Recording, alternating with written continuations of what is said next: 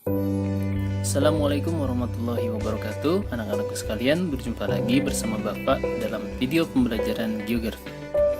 Nah, pada video pembelajaran kali ini Bapak akan membahas materi tentang tata ruang.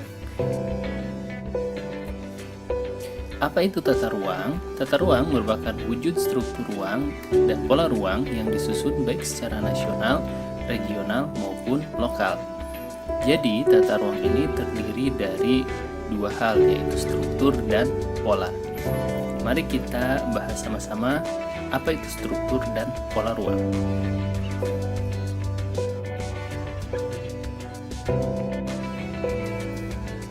Struktur ruang merupakan susunan pusat-pusat pelayanan dan sistem jaringan prasarana dan sarana yang berfungsi sebagai pendukung kegiatan sosial ekonomi masyarakat. Nah, dari pengertian ini, kalian bisa menyimpulkan bahwa struktur ruang ini berkaitan dengan sistem pelayanan ataupun sistem jaringan sarana prasarana. Sebagai ilustrasi, mari kita sama-sama lihat contoh berikut. Di sini terdapat peta ilustrasi struktur ruang provinsi. Di situ terdapat sistem pusat pelayanan dan sistem jaringan prasarana. Sistem pusat pelayanan digambarkan dengan simbol berupa kotak, segitiga, dan lingkaran, di mana setiap simbol mewakili pusat kegiatan nasional, wilayah, maupun lokal. Kemudian sistem jaringan prasarana ini bisa berupa jalan, kemudian rel kereta, pelabuhan, stasiun kereta api, dan terminal.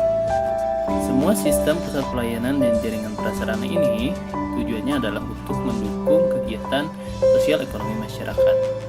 Dan hal seperti ini dalam tata ruang merupakan bagian dari struktur ruang. Nah, sebagai contoh di sini ada jalan tol, dan hal ini merupakan contoh dari struktur ruang suatu wilayah.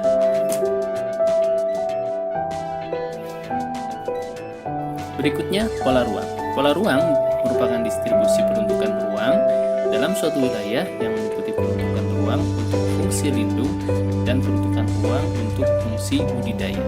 Jadi, pola ruang ini lebih kepada peruntukan ruangnya, apakah itu untuk fungsi lindung atau untuk fungsi budidaya. Mari kita lihat contoh ilustrasinya berikut ini.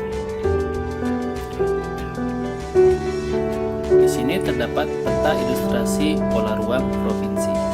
Bisa kalian lihat di situ wilayahnya berbeda dengan wilayah yang digambarkan pada struktur ruang yang tadi. Pada pola ruang yang digambarkan adalah pembagian wilayah berdasarkan kawasan-kawasan tertentu. Di sini kawasan lindung dan kawasan budidaya. Untuk kawasan lindung sebagai contoh ada kawasan lindung, kawasan cagar budaya, dan kawasan suaka alam. Kemudian untuk kawasan budidaya ada kawasan pariwisata, kawasan permukiman, kawasan pertambangan, dan kawasan-kawasan lainnya. Ini merupakan ilustrasi dari pola ruang. Jadi kalian sudah paham ya, apa itu struktur ruang, apa itu pola ruang. Nah, untuk pola ruang sebagai contoh gambarnya di sini ada taman kota dan wilayah perkotaan. Di sini sangat terlihat sekali ya pola ruangnya, di mana ada ruang terbuka hijau dan ada ruang untuk wilayah perkotaan atau perkantoran. Nah, apa saja faktor yang menentukan dari struktur dan pola ruang ini? Terdapat 4 faktor. Yang pertama adalah kesuburan tanah, yang kedua banyaknya potensi sumber daya alam, yang ketiga distribusi sumber daya yang sudah dieksploitasi, dan yang keempat sentralisasi pemerintahan. Keempat hal ini mempengaruhi struktur dan pola ruang suatu wilayah. Nah, dalam tata ruang terdapat rencana tata ruang, di mana rencana tata ruang ini merupakan hasil perencanaan tata ruang berupa rencana-rencana kebijaksanaan pemanfaatan ruang secara terpadu untuk berbagai kegiatan. Jadi supaya ruang dari suatu wilayah itu bisa tertata rapi, maka diperlukanlah rencana. Nah, di Indonesia rencana tata ruang ini ada 4 macam ya. Yang pertama ada rencana tata ruang wilayah nasional yang skalanya dalam satu negara ya skalanya paling besar, kemudian rencana tata ruang wilayah provinsi yang skalanya lebih kecil lagi, kemudian rencana tata ruang wilayah kota kabupaten lebih kecil lagi, dan yang terakhir adalah rencana tata ruang kawasan. Ini untuk kawasan-kawasan tertentu seperti kawasan lindung, kawasan cagar alam, dan kawasan lainnya. Sebagai contoh di sini ada rencana tata ruang wilayah Provinsi DKI Jakarta tahun 2011 sampai 2030. Di sini wilayahnya dibagi menjadi tadi menjadi struktur ruang di mana ada jaringan jalan, kemudian sistem jaringan jalan wewenang pemerintah dan sistem jaringan jalan wewenang Provinsi DKI Jakarta.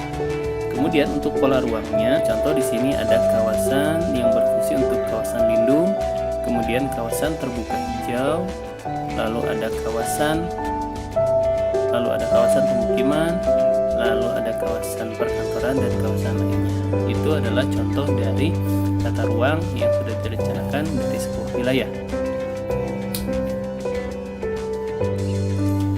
Nah, sekarang kita ke latihan soal. Tata ruang wilayah, yang pertama ada jalan tol, kedua pemukiman, ketiga pelabuhan, 4 hutan produksi. Yang termasuk ke dalam pola ruang ditunjukkan oleh nomor. Yang nomor 1 jalan tol, apakah masuk ke dalam pola ruang? Bukan ya, jalan tol masuknya ke dalam struktur ruang. Kemudian yang kedua pemukiman, ya betul, pemukiman termasuk ke dalam pola ruang. Pelabuhan, bukan ya, pelabuhan masuknya ke struktur. Dan yang keempat hutan produksi, betul ya, merupakan pola ruang. Jadi jawabannya 2 dan 4. Oke, sekian dulu untuk video pembelajaran kali ini. Terima kasih yang sudah menyimak. Sampai ketemu lagi di video berikutnya. Akhir kata, Assalamualaikum warahmatullahi wabarakatuh.